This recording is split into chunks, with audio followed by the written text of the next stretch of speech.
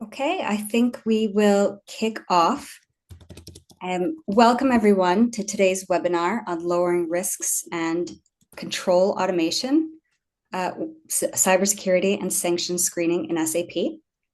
I'm Lorena, Customer Success Manager at Winterhawk, and I'll be your host for today. We're super excited to have an expert panel sharing some insights on automation, cybersecurity, and compliance to help mitigate risks and ensure operational resilience. Our speakers today are Dr. Neil Patrick, Innovation Director at Winterhawk, who brings extensive experience in GRC, security, and automation. We have Thomas Frenenhan, Senior Manager of GRC Product Marketing at SAP, specializing in risk and compliance solutions, who will give us a keynote at the start. We then have Bill Oliver, Managing Director at Security Bridge, a leader in SAP cybersecurity solutions, and Mark Johnston, CEO at RegGenome, bringing deep knowledge in regulatory compliance and governance. Throughout this session, our speakers will discuss key challenges organizations face, best practices for control automation, and the latest approaches to cybersecurity and sanction screening. So I will go over now to our agenda and just break it down for you. So the session is broken down into 4 sections. Each will be covered by one of the speakers. Thomas will set the scene, talking about business risk and assurance. Mark will talk about regulations and sanctions. Bill will discuss cybersecurity and SAP. And then Neil will close off and combine these topics and how they are realized in SAP assurance management. Risk and assurance management. So without further ado, let's go ahead and dive into the discussion. I'll hand it over to Thomas to get us started. Thank you, Thomas. Perfect. Thank you, Lorena. Good morning, good afternoon, and good evening, everyone from my side also. It's really a pleasure to be here, and thank you for having me today. So by way of short introduction, I'm Thomas Renard and part of the governance, risk and compliance product marketing team here at SAP. I don't think I need to introduce SAP, but just as a quick fact, as you may not be aware, SAP has had a GRC practice for quite some time now, since 2006 actually, even if I only joined in 2012. It's a wide portfolio of solutions that is spanning across 4 pillars: enterprise risk and compliance, which will be key today, cybersecurity and data protection, identity access governance, and international trade management. Next slide, please. Perfect. So Neil and I have worked together for a long time, and we regularly exchanged on the evolution of GRC, the processes, and the technology as well. Well, when I expanded my focus from enterprise risk and compliance to third-party risk, IT security, and more, we agreed that it should come together in one single pane of glass, so to say. So as a matter of fact, looking at the top risks for 2025 or the top compliance requirements that companies say they will focus on, it's clear that these 3 areas are top of mind. And the current geopolitical instability will only further increase this, I'm pretty sure. Looking at these insights, it appeared that a combination of enterprise risk, compliance, IT, and cybersecurity, but also sanction checks all in one, would help companies address the major issues more efficiently, hopefully. So Neil and I discussed a packaged offering with pre-configured application, enabling best practice content for control, cybersecurity, and sanction screening to flow together, really, with budget constraints in mind. And to provide maximum cost of benefits, I could say cloud was probably the best option.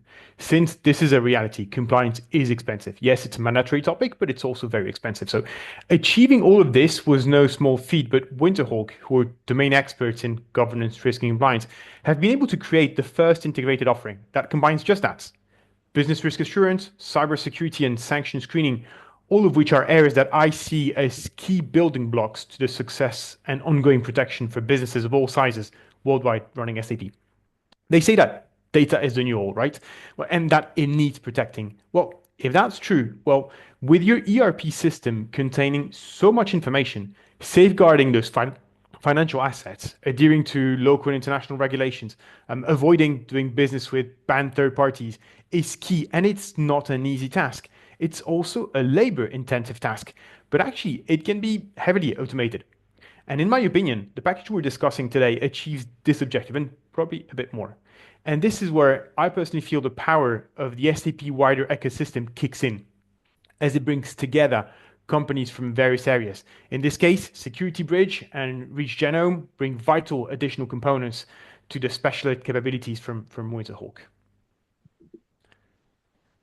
Before handing over to our next presenter, I just wanted to take a minute or so to explain the term assurance within GRC context, because there's often a question mark on this one. Well, it is the process of evaluating an organization's activities, events, and conditions to ensure they're accurate and appropriate, as simply as that. And as stated by OSEG, which is the Open Compliance and Ethics Groups, so a leading professional organization in our area, governance, risk, and compliance is key for the success of the organization because it enables an organization to reliably achieve objectives. That's the governance aspect. Address uncertainty, that's the risk pillar, and act with integrity, and that's the compliance. So basically, it encapsulates what an organization needs to do to provide assurance to both internal and external stakeholders, auditors, but also the groups and organizations it interacts with, employees, and other interested parties. So why is GRC critical in the assurance process? Well, it is that, first of all, it provides evidence of accountability and response to events, but also it provides insights into organizational objectives and related risks in their assessments. It helps identify the right approaches to improve risk management and internal controls. It helps organizations streamline business process to increase efficiency and control cost. And last but not least, it helps organizations ensure compliance with their strategic and operational activities. But enough about the theory. I think you've heard enough of me. So let me hand over back to Lorena. Lorena, thank you, and over to you. Thank you very much, Thomas. Now I will hand the floor over to Mark to talk a little bit more about sanctions. Thank you, Lorena, and thank you, Thomas, and hello, everybody. So Thomas talked about how SAP GRC software can be used to manage risk to support regulatory compliance. So how can regulatory risk be managed in software when nearly all regulation is written and published in a form designed for human consumption? This is the role of RegGenome. We take what is human readable and make it machine readable. So regulatory data can be read and transacted by software. RegGenome retrieves regulatory documents from regulators and uses AI techniques to generate machine readable regulatory data from regulatory text to power software to digitize and automate the management of regulatory risk. In some ways, RegGenome is unique because we have regulators using our data. We digitize a regulator's own data for them to use to conduct policy analysis, to benchmark themselves against their peers and assess themselves against global regulatory standards. This gives us confidence that we are producing data of the very highest quality. We also have deep relationships with the University of Cambridge, as we started off as a research project from within the university. We have a public-private partnership with them, an initiative known as the Regulatory Genome Project, that we use to develop our data and to convene and engage with regulators and the global regulatory standard community. And we conduct research together as we get access to the university's world-class research. Lorena, next slide, please. The traditional methods of managing regulatory risk are no longer sustainable. Oh, I think we've got the wrong. Sorry, Lorena, can you? That's okay. Yeah, I think they're in slightly wrong. Let's go there and then we'll come back. So traditional methods of managing regulatory risks are no longer sustainable. There are over 89,000 major regulatory changes a year. We know that more activities are being subject to regulation. Regulatory turbulence is on the increase. We know that most firms, because we talk to a lot of them, can no longer cope with the level of regulatory change. 82% of compliance teams still use manual processes to manage regulatory risk. 79% of compliance leaders are reporting that their teams still mostly rely on spreadsheets and email to manage compliance activity. And so those compliance leaders do not have confidence in their firm's regulatory posture. Firms' compliance costs are increasing 15% year on year, which is why firms are looking to digitize regulatory workflows, moving to SaaS and AI solutions to manage regulatory risk. Firms need regulatory solutions such as SAP RAM. And to make SAP RAM more valuable to a regulated firm, we can populate it with actionable digital regulatory data regulation that can be read and transacted by software. Lorraine, if you want to go back to the previous slide, thank you. So Winterhawk are leveraging our data in two ways. Firstly, to populate SAP RAM with relevant regulatory obligations, and to provide their customers with access to our repository of aggregated regulatory documents formed from over 600 regulators across more than 50 jurisdictions. This repository of aggregated regulatory documents is a data set that can be used to plan for major legislative and regulatory change and to keep on top of the ever-increasing number of periodic incremental updates to regulation. This data can also be used for thorough and relevant information retrieval for research purposes. This data set is machine readable and it is designed to enable users to interact with original regulatory text. The data being used to populate SAP RAM is more transactional, where elements of the regulation have been extracted from the original regulatory text. This data can be used to automate the management of internal controls, something we will be working with Winterhawk on in the future. Our library of actionable regulatory obligations is available through SAP RAM and in the Sanctions app operated by Winterhawk Sanctions checking. Lorraine, the next slide, please.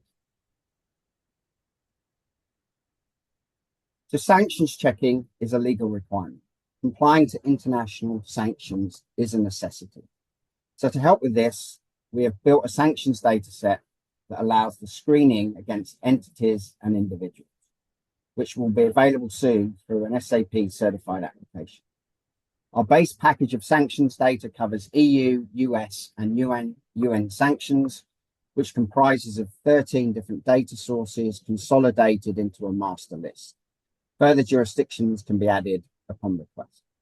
Sanctions data provided by Reg Genome and implemented into the software application operated by Winterhawk makes sanctions checking easy and straightforward. Simplified screening uses a software as a service model to provide instant access to up-to-date sanctions information, reducing the risk of mistakes and increasing the productivity of individuals involved in undertaking those checks. There is the potential to enable SAP to automate real-time sanctions checks to block or approve transactions being made within SAP. If this is a requirement, Winterhawk and us would be interested to understand more, as this is something we can develop in the future. Lorraine, the next slide. The transactional regulatory data Winterhawk will be using in SAP RAM uses a subset of documents from our repository known as authoritative documents. These are the critical documents that contain mandatory regulatory obligations or regulatory mandates, the things that firms must do to comply with the regulation. These are most often found not in the laws, but in technical standards and guidance. The data being used to populate SAP RAM, as I've said, is more transactional because the important elements of the regulation have been extracted from the original regulatory text to create a library of actual regulatory obligations.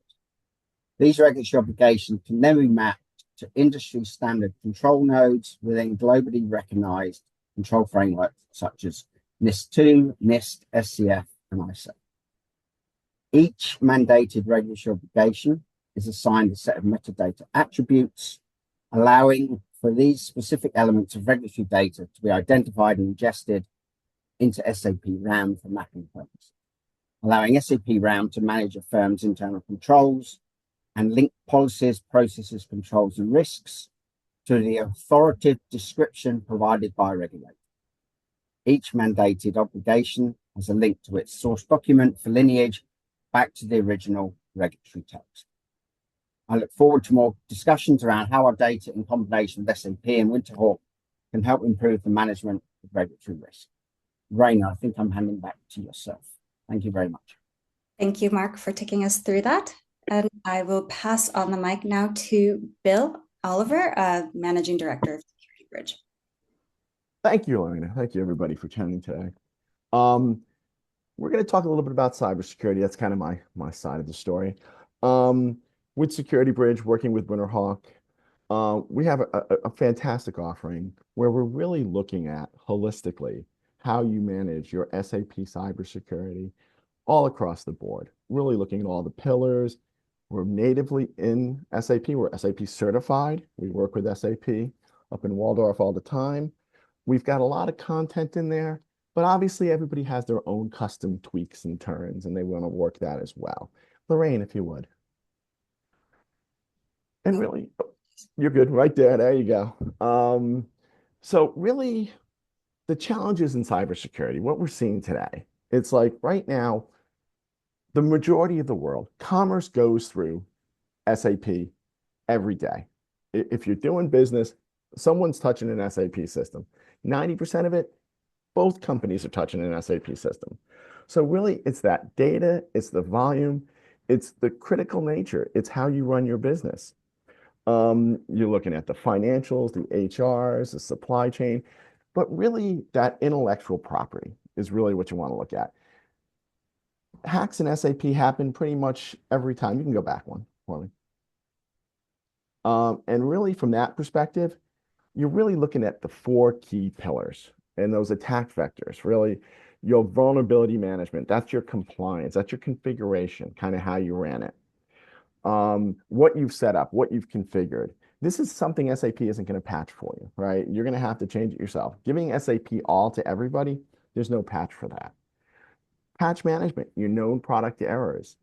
Definitely things you've got to separate and look at your security patches versus what I would say the rest of your patch system is. Really knowing that. SAP just came out with, there was a patch last week, had a CVSS score of 10, works well, really kind of cleaned up.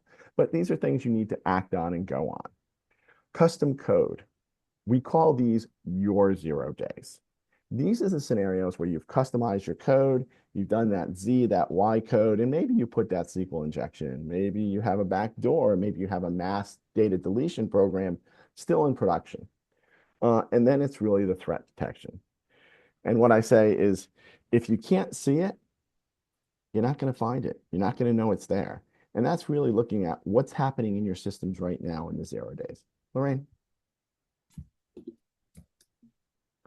And this is kind of how we tie it together. We've got that threat detection, and that's really what's happening in your systems right now. Who is actually coming in on an unsecured HTTP connection? Who is that individual? Maybe it's Bill coming in at 2 a.m. in the morning on an IP address that, may be somewhere not where Bill lives. Bill lives in the United States. Maybe at 2 in the morning, something came up. It's your code scanning is your next one. It's really that customized. Did you put a backdoor in? Most of my customers, they have the masked data changes. You have that SQL injection. Again, these are your 0 days. And if you have them in there, your hackers are going to know you have them in there. Looking at your patch management, really, again, kind of staying key to what I need to patch and what I need to maybe put off. I can't patch everything day one. Everybody's got to move on. Those high-end CVSS scores, those 10s, those high risk, patch now. The back ends, or maybe the lower ones, maybe I do that threat detection. Maybe I look at that, my security dashboard, which is going to tie all this together and say, where is my exposure? And my security and compliance. This is your security posture. This is what I've configured and how I configured it to say, hey, where are my exposures? Like a known issues that I can have a long password setup, I can have a short password phrase. Where's the right configuration? Do I have the right encryption files being used? Do I have a scenario whereby I'm looking at where that goes? Now, in the middle of it, you see the security dashboard. And really, that's the key. You've got to pull all this together. Because if my system is fully patched, but somebody kind of got in before the patch and they're downloading data, I'm having a major data loss, I have to detect that. If my security compliance is like, hey, my patching is up, but everybody has SAP all, it's probably going to be a bad issue. Code scans, that vulnerability, that code, your ABAP code, if you're looking at it and you're saying to yourself, hey, look, everything's working great, but somebody put a backdoor in. So Bill can automatically update all the files when he wants. That's really, really, you want to look at that dashboard. If you would, Lorraine. The impact. And you could be on Rise, you could be on Grow, you could be on Prem. It's your responsibility as the customer. There's the shared responsibility models while you go to the cloud, and whoever your provider is in the cloud, definitely got to look at that. But really, you need to look at that holistic cybersecurity, that holistic GRC. And as working with Winterhawk, we have that ability to bring it into RAM, kind of manage those risks. And I think Neil's going to show you those in a little bit. But really the keys and the things I'm seeing that you've got to really be looking at that are happening every day. Intellectual property, IP, it's the #1 thing going across the board. There's certain foreign states. There's about 2 or 3 foreign states we tend to see jumping into this very heavily. People aren't really taking down SAP systems. The data is too valuable. Don't shut it down. Just take the data. You want the data. I'm not going to do anything of that nature. I'm really going to shut it down. Really, reputation. Because people will say, hey, I'm in the cloud. It's my cloud service provider. Like, no, they're going to come after you all the time. And if your IP out there, you're the one who's going to have to pay, for sure. Direct loss, cost remediation, forensics. When it happens, you've got to look at it and say, it's going to happen. I did get a breach. Can I go back and recreate my tracing? Can I recreate my steps? Can I say who did what when? And how do I link my SAP people with my SecOps, with my legal team for investigative purposes? It's really that scenario, and having the right tools, working here with Security Bridge, with RAM, with Winterhawk, you have that capability of really putting those pieces together and bringing those 2 components together. Lorraine? And I believe I'm back to Neil. Thank you. Thank you so much. Thank you so much for that, Bill. So now to bring it all together, I'll hand the floor over to Dr. Neil Patrick, who will dive into how these capabilities come together in SAP risk and assurance management. That's great. Thanks, Lorena. And to everyone on the webinar, I'm really sorry. My camera is not behaving well with Zoom. I even went and bought a separate USB camera, but still I've got some conflict. So I'm sorry, you're not going to see me. You'll just have to listen to me. Many thanks to Thomas, Bill, Mark so far. I think this is really exciting. Teeny bit about Winterhawk. We're not as well known as SAP, I'm sure, but we've been around for about 10 years. We specialize in implementing SAP risk in its broader term solutions that covers your traditional solutions or the pillars that Thomas was talking about. So enterprise risk, identity, international trade, and cybersecurity. And we're also doing quite a bit now on sustainability, which is growing significantly. For those of you who know the SAP estate, there's, I don't know, 25 odd GRC solutions. We can add another 5 or so in the sustainability world. And this is really what we specialize in. And we need, and thanks, that's great, Leonard, you can stay there. We need to work with partners like Security Bridge and Red Genome, and obviously we're underpinned by the technology that SAP provides to pull together this balanced risk view for an organization. And I think this is key, which is pretty much what Thomas was alluding to at the start. Any organization of any size, really, and any industry, you're exposed to risk from multiple sources, internal and external, and they can interact with each other. And a risk that could start off in a cyber world could suddenly pop up as a financial risk, or a risk that comes maybe from sanctions or regulations could all of a sudden then hit the reputation. And it's being able to join those components together for any business and try and reduce the cost of managing that risk and elevate the visibility of what that risk would be to an organization and how it impacts their objectives. And this is really where we feel, sorry, go back one, Lorena, sorry, I'll give you a cue when I want to move on. So what we want to do is to give all organizations the ability to really safeguard their financial aspects, which is key for running the business. But also to support the regulatory compliance, to reduce cyber threats, to enhance their resilience. And if you've got this integrated approach, you can minimize your risk exposure, you can drive efficiencies, you can consolidate risks, you can increase your stakeholder trust, and provide a simplified and more holistic IT infrastructure, which is a cost in itself. And of course, then there's the interrelationship between cyber and IT cost and running the business. Okay, next slide, please, Lorena. So a lot of what I'll talk about now is SAP Risk and Assurance Management, which Thomas mentioned, some of the other guys did. So it's SAP's public cloud GRC solution dealing with risk and controls at the same time. Really neat solution. And I was, which is where Thomas and I met. I was with SAP for 10 years, and the last 5 years of those was as solution manager for RAM. I'm now with Winterhawk. Now, SAP provides around about 85 automated procedures for RAM, sitting ready to be run in S/4HANA. And just to dive in a little bit into RAM terminology, if you've got a control and you want to run that control, perform that control, in principle, you can do it two ways. You can do it manually, or you can do it as an automated procedure. So what SAP provides are these 85 odd, largely financial controls ready to run in S4. So you've got your financial assurance pretty much sorted from the SAP content. And you just got to connect RAM to them and configure them for your customer settings, and then you can set up along financial controls. Okay, next slide, please, Lorena. Then where Winterhawk dovetails really neatly with the SAP content is then we provide the non-financial, largely non-financial. So looking at industry verticals, 23, and I think we've upped that to 25 now. We have IP for use in RAM for the non-financial aspects, which is largely driven by regulations a lot of the time, which is where the contribution from Red Genome is so important, because as customers move through their regulatory requirements, whether it's by industry or by geography, they'll pick up a whole handful of regulations they have to comply with. And obviously you want to know what are the appropriate controls and what are the risks related to that. So it's a really fabulous partnership that we got with the Red Genome guys.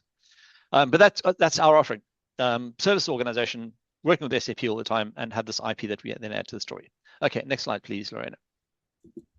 So I want to dive into, I've got 3 stories here, and I'm going to use SAP Risk and Assurance Management, some screenshots, to try and pull some of these threads together in terms of what the other guys have been talking about and how they can help organizations.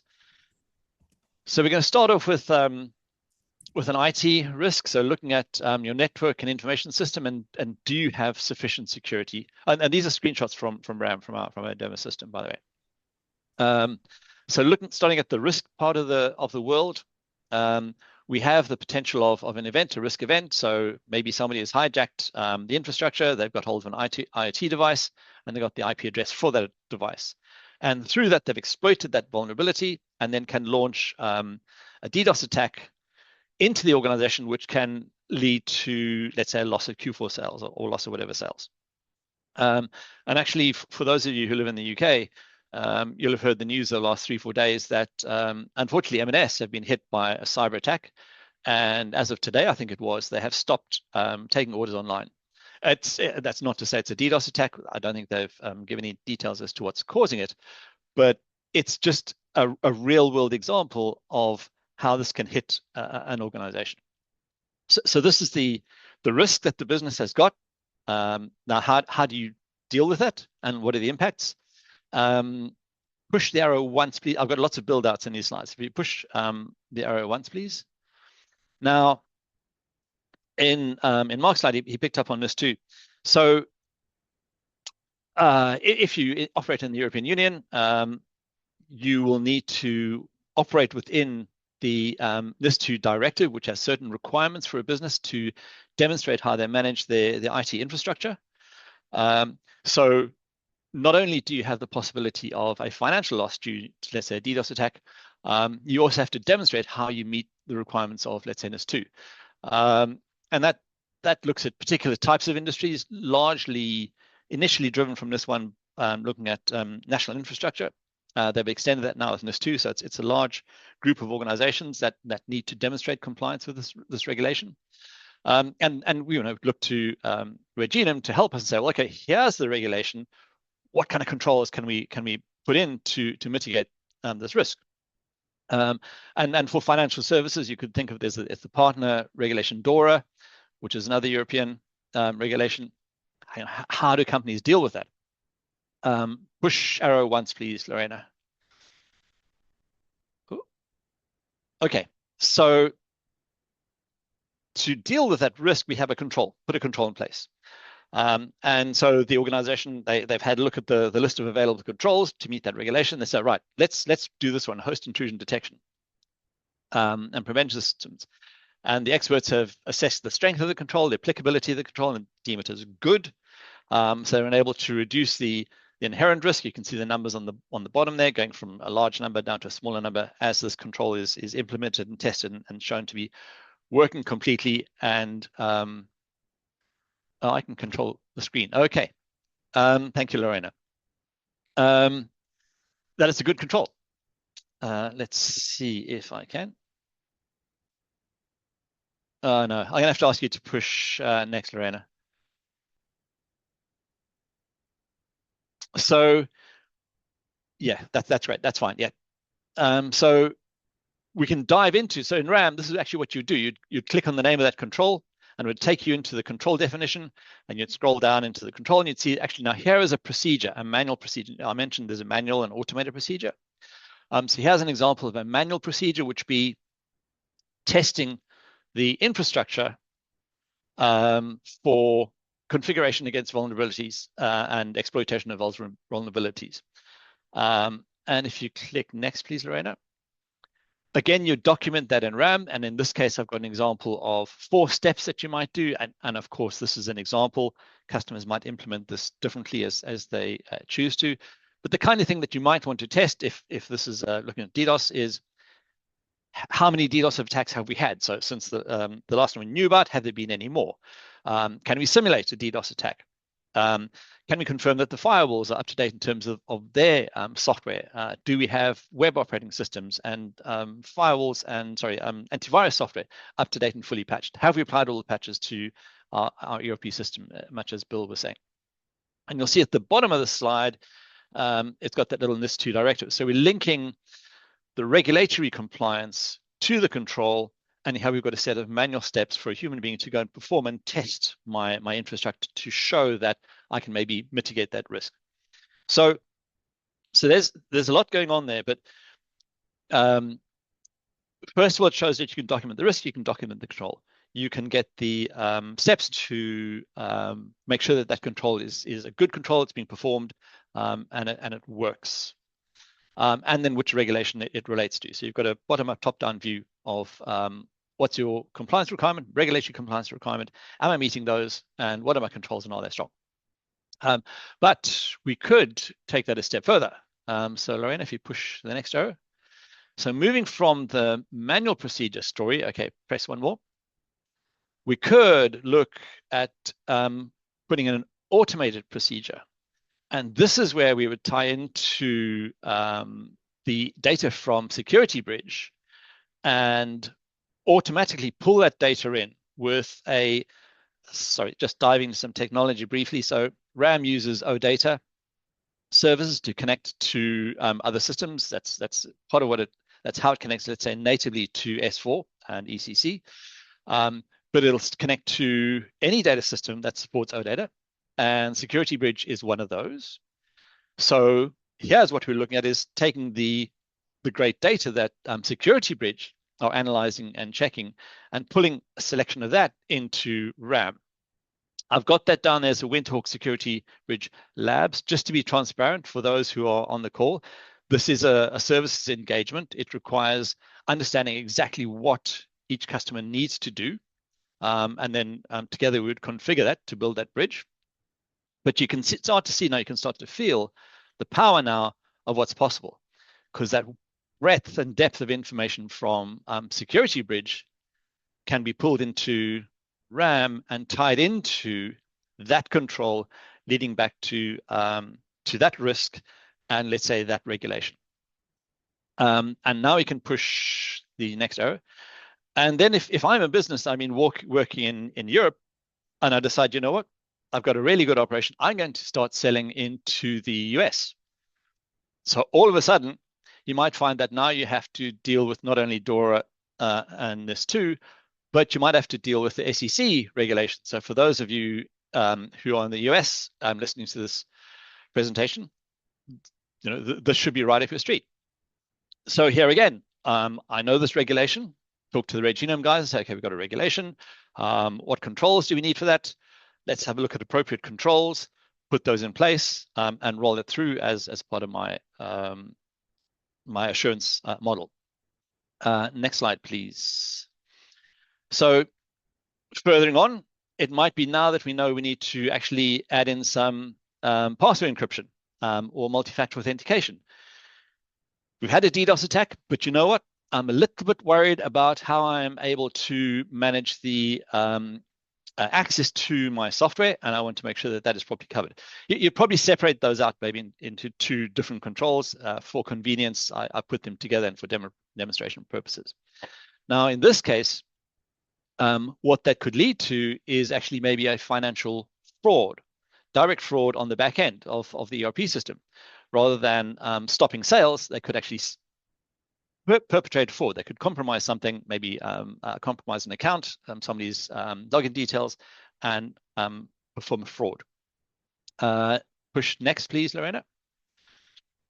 So here again, we would need to put a control in place. So making sure that the various entities that I'm working with, that their cybersecurity risk is properly managed.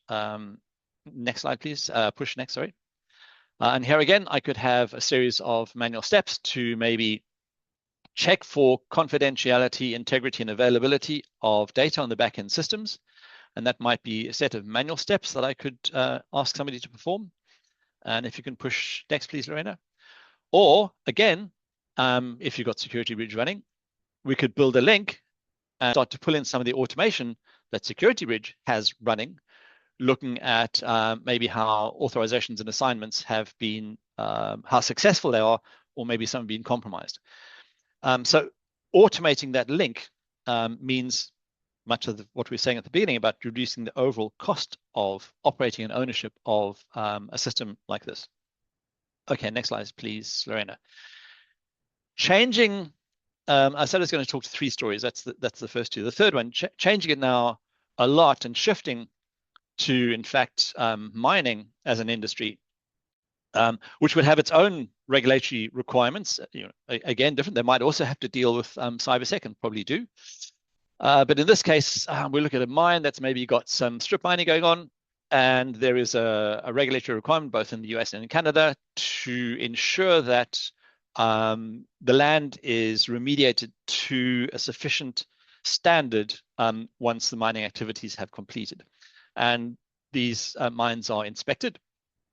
And if they don't meet those requirements, they can have something called a notice of violation, which is raised against them, and that could have significant financial impacts and reputational impacts on the organization. So the point here that I'm making is, if you look at the capabilities of RAM, we're covering off a number of lines of business within the business. So we've talked about cybersecurity, we've talked about regulation management in general. We're looking here at mining. And also now, this has yeah, that's great. You can stay there. Thanks, Lorena. Moving into the area of sustainability, because this is really an ESG, environmental, social and governance topic as much as anything else, looking at making sure that the land is brought back to a good condition. So the software is really powerful, and this is part of the point as well. It doesn't have to sit within financial. It can go a lot further, not only cyber, it can go further. So maybe there are a series of manual procedures where you decide you're going to have public-private partnerships, and maybe look at carbon offsets. And maybe some of those public-private partnerships or carbon offsets might mean that we have to deal with organizations outside of the country, which might or might not be on a sanctions list. So that would be something that you would want to worry about. Push next, please. If you're a European organization, or if you're an American organization that has operations within the EU, there is a requirement to comply with ESRS, CSRD. I know it's under discussions to maybe some of the requirements will be delayed. But even so, you'd probably want to look at documenting how you will calculate and publish your disclosures in terms of your sustainability requirements.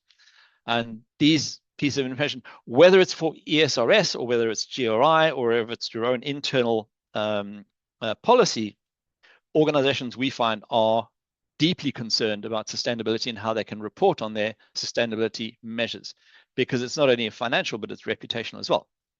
So you could use RAM, in fact, to help, sorry, Lauren, one back.